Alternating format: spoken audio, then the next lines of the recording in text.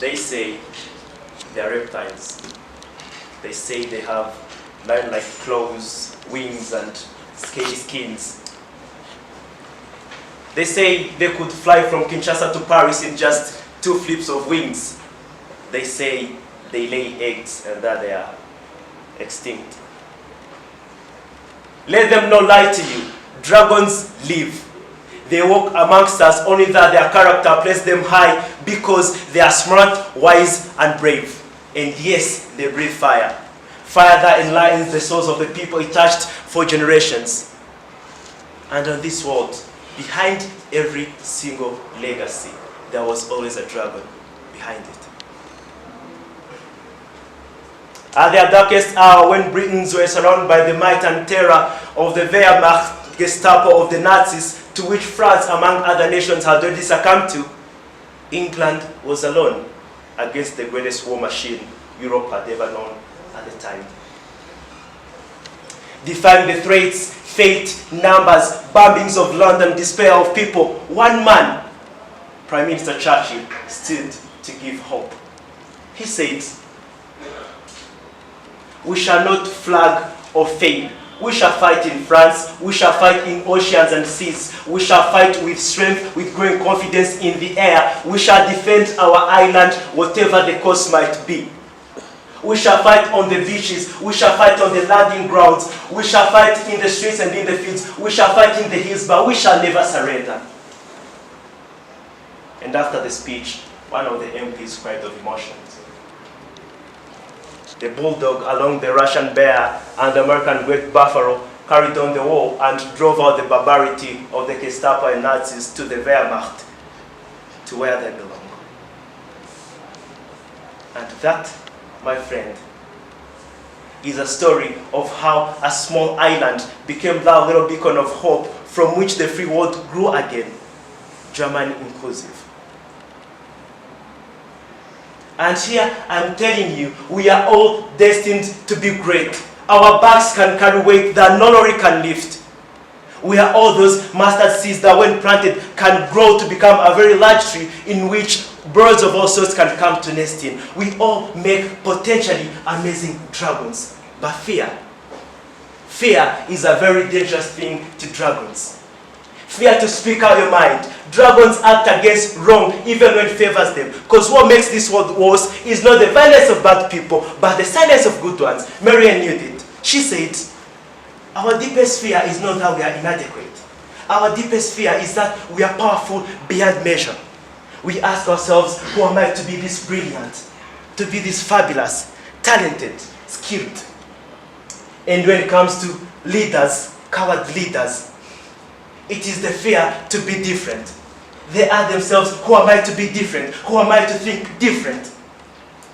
The real question is, who are you not to be?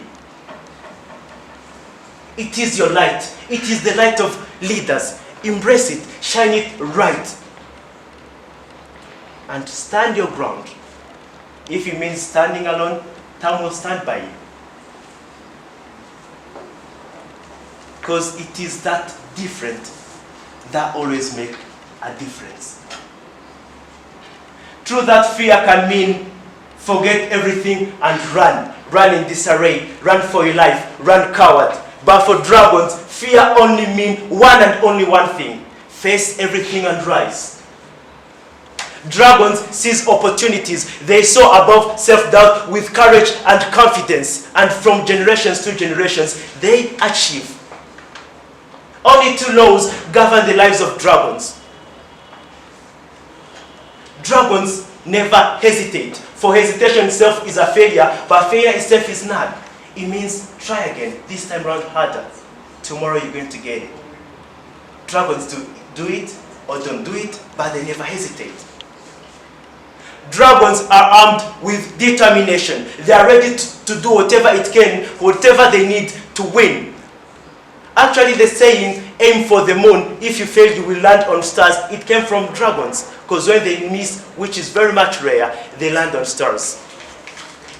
Dragons are determined fighters because they all along knew if you don't fight, you can't win. And that is true in life. They are our grandfathers who have fought for a free, equal, and embracing world. They are our fathers who gave us belonging and identity. They are us young dragons who, like our forefathers, have a call to serve, a role to play in the eternal war between good and evil.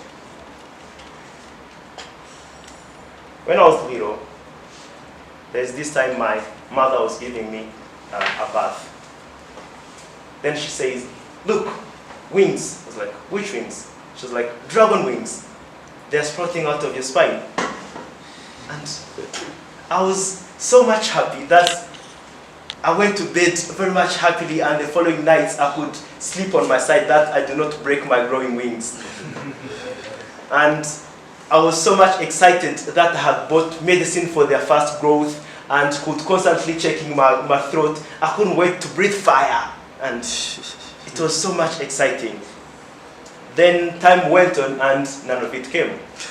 All could come as sore throats, fever, headaches, this sickness that are human. Yet metaphorically, I was supposed to be a dragon. Mom had said, and it was supposed to be so. Then with immeasurable disappointment, I went to see Mom. She had seen it coming, and with a wide, ironic smile, she was like, "Hey." I was like, "I didn't turn." I was like, "What?" "I didn't turn. I was supposed to be a dragon." She was like, "Come here, son. You're already grown up." You see, dragons are not beasts. They are you and the difference you make in people's lives. One day, you will die.